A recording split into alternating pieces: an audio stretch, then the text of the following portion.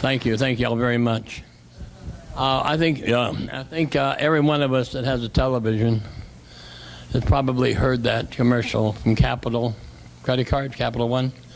They talk about the virtues, the 2% give back, no annual fees, miles and all, and then they say, what's in your wallet? Well, I got a question for you. What's in your religion? Yes, what is in your religion?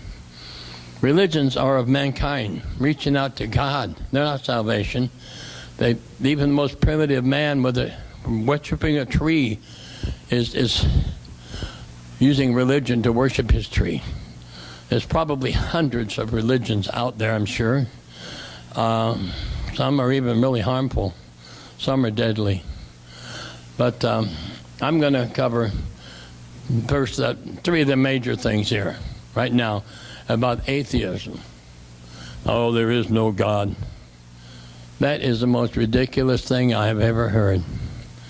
This earth, finely tuned, spinning in space. Why don't we fly off?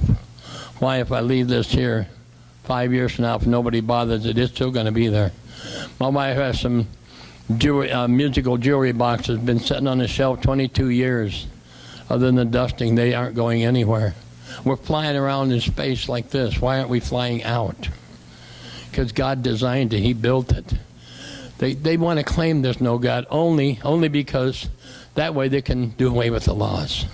We don't have to listen to God's law. There's no God. Hogwash. I mean, this wristwatch right here, $7 at Walmart. Wow.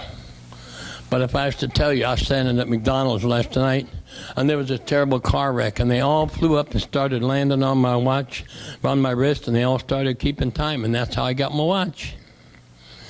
You're not going to believe that. This little simple thing here, $7 at Walmart. It had a designer, had an engineer, it had a maker. It was made to keep time.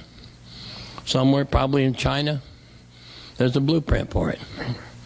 Well, anyway, the best part is, how fine is Earth? If it's a little closer to the sun, you burn up. If it's further away, we freeze. It's just evolved. Plus, not only that, God even puts us on an axis so that we can all have a summer, winter, spring, fall, except Floridians.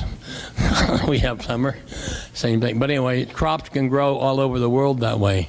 It's a living, breathing thing. It self-contains itself. The grass grows, the trees replenish.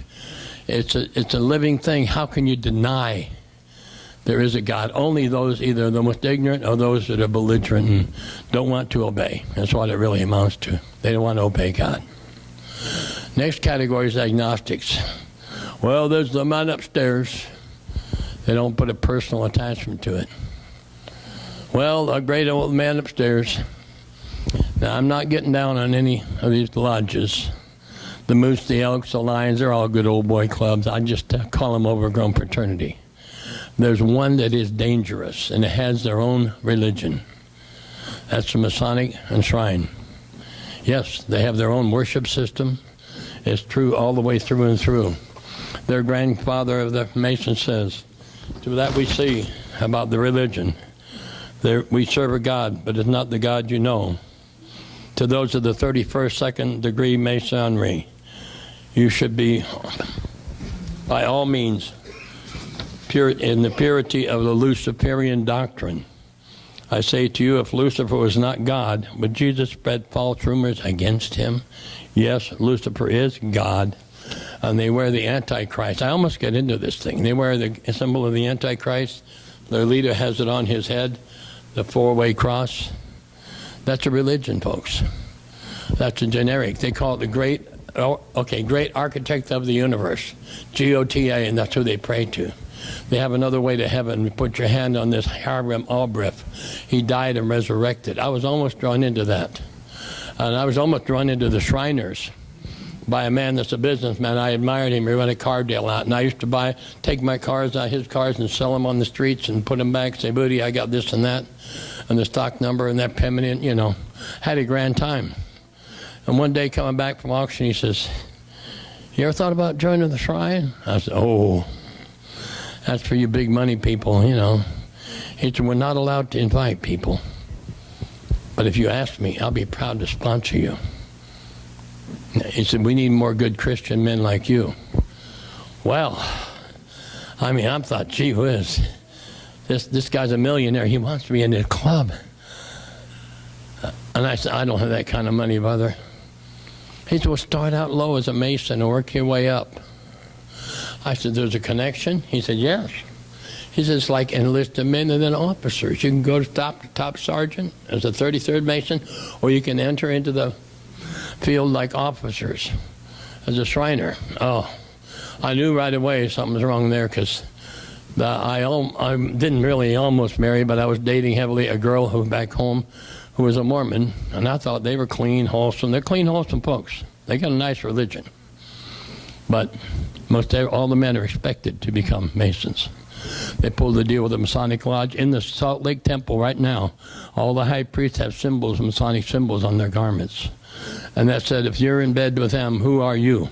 And I investigated, and I found out it's definitely not for me. It's definitely not. And then even the shrine itself, they wear this red fez. If you only knew, in the city of Fez, in the 8th century, in Morocco, the city of Fez, Muslims came through town and butchered 50,000 Christians. The blood was all over the streets. And the Muslims dipped their hats in the blood of the Christians, said, death be to Christians. Praise Allah. And they wore their red fez proudly. Today, this is a popular religion because it goes by works and deeds. Works and deeds will get you to God, they claim. That's how you work your way up the ladder. And it appeals to a lot of people because, hey, from the time we're Boy Scouts, we work and work and work our way up to maybe get to Eagle Scout. And then in business, you work your way up to assistant manager, then manager, district manager, maybe on the board of directors.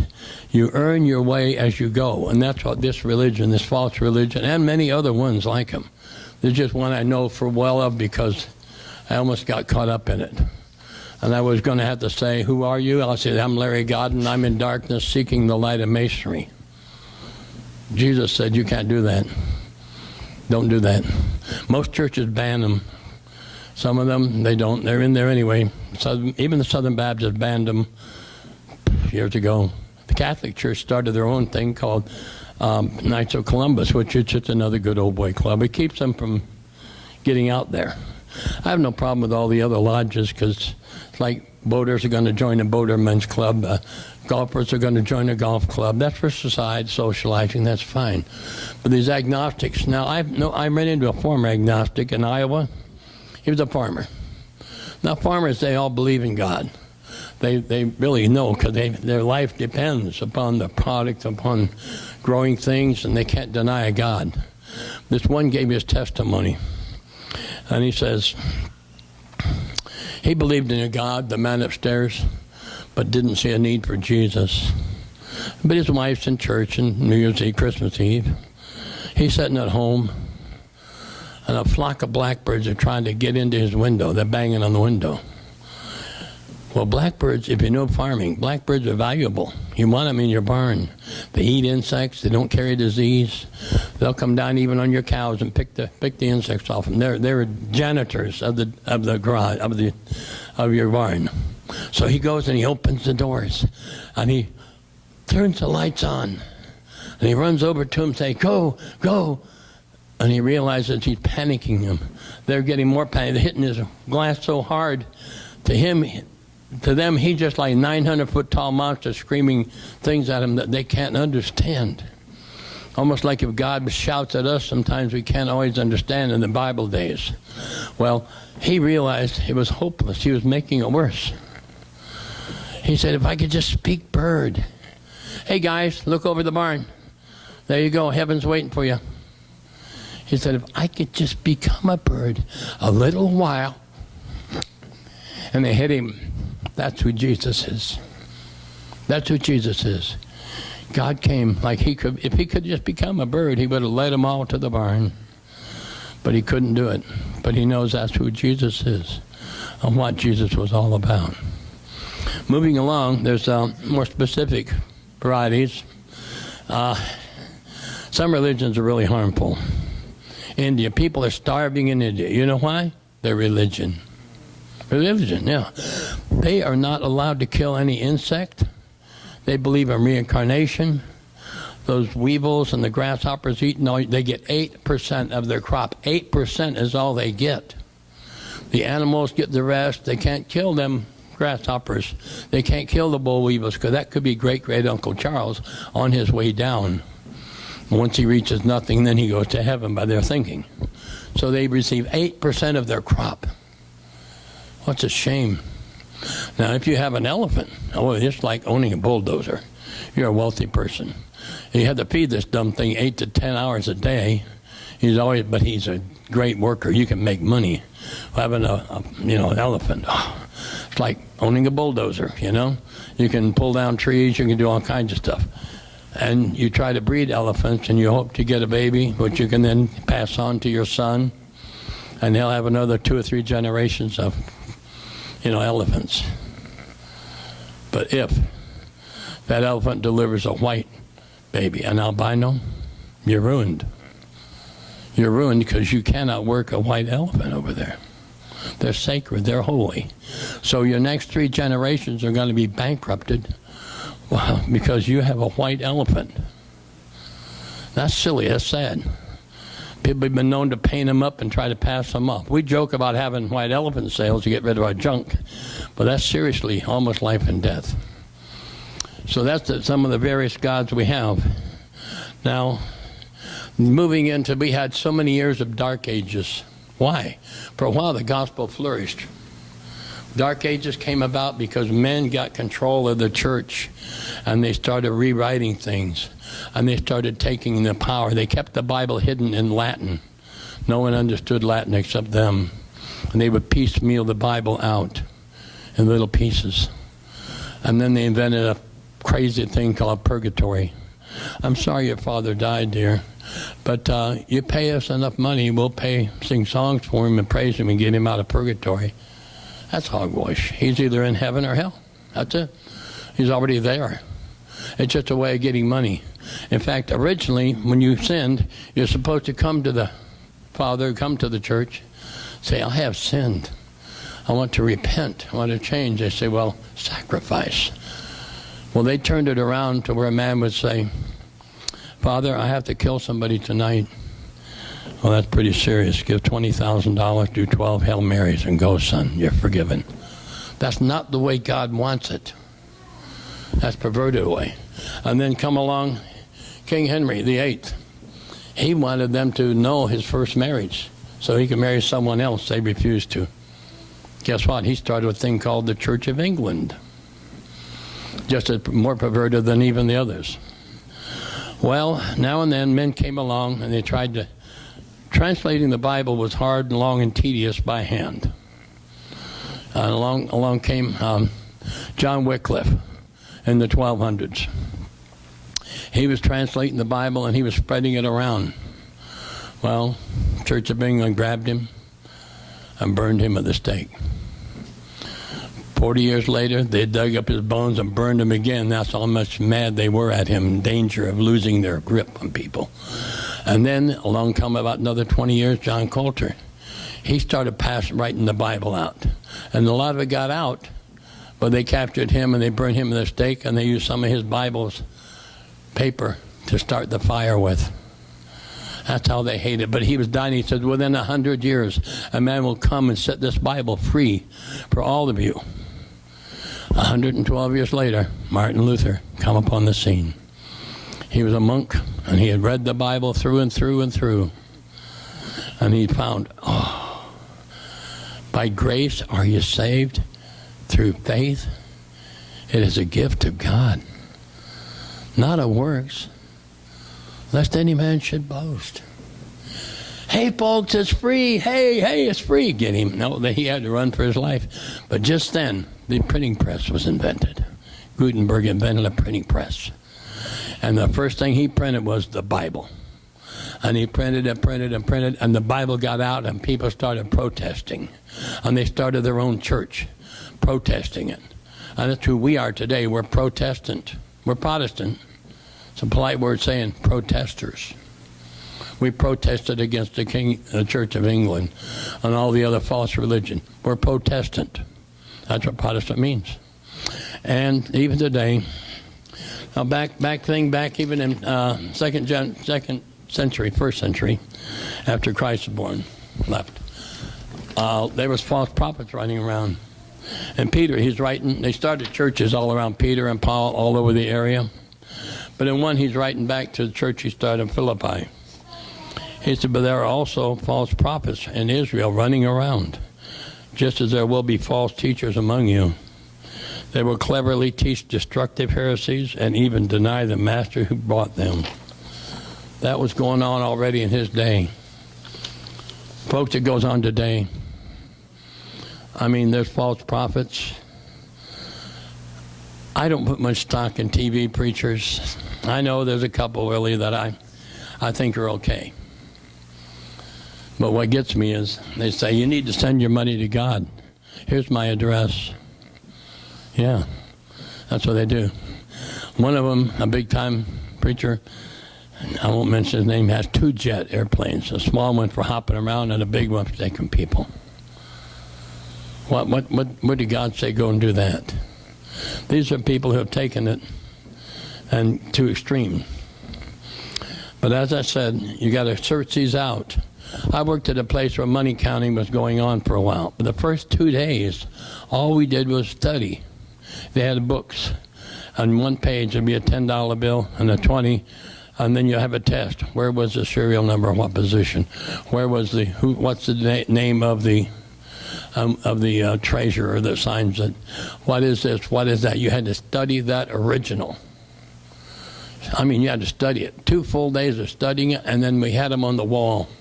On the wall, we had 2-foot-tall replicas of the 10, the 20s, and 50s. Back then, they had a $500 bill. They quit printing them because there was so much counterfeit out there. Especially foreign countries, they got printing presses about as good as ours, so we keep changing it. So we learned the original.